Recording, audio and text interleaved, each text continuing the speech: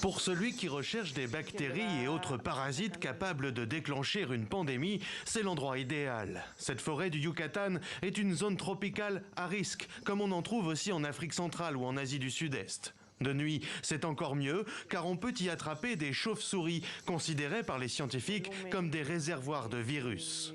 En prélevant et en analysant les agents pathogènes qui circulent chez les animaux, les oiseaux et les insectes de la région, l'équipe franco-mexicaine du programme Présode ambitionne de comprendre l'émergence des zoonoses, ces maladies susceptibles de passer de l'animal à l'homme, comme Ebola par exemple.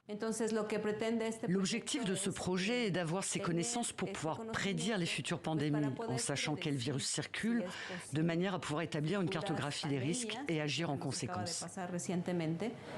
Les scientifiques de l'Institut français de recherche et de développement et ceux de l'Université nationale autonome du Mexique ont ainsi récemment identifié plusieurs espèces d'oiseaux porteurs du virus du Nil occidental.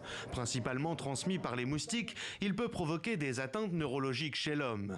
Des données d'autant plus nécessaires que dans cette région du Yucatan, la déforestation rapproche inexorablement la faune locale, ses virus et ses pathologies, des populations susceptibles de contracter les maladies et de les transmettre.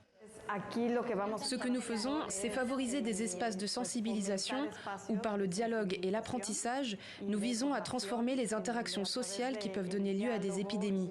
Pour travailler avec les communautés locales et les peuples indigènes de la péninsule de Yucatan, il est très important d'adopter une approche participative. Ou comment expliquer à des locaux qui vivent ici depuis des générations les risques engendrés par l'extension des activités humaines comme l'agriculture et le tourisme, à l'image de cette tranchée au cœur de la forêt tropicale du Yucatan, une plaie de 1500 km qui bouleverse la fragile frontière entre la faune et les hommes, dans l'unique but de transporter par le train des touristes.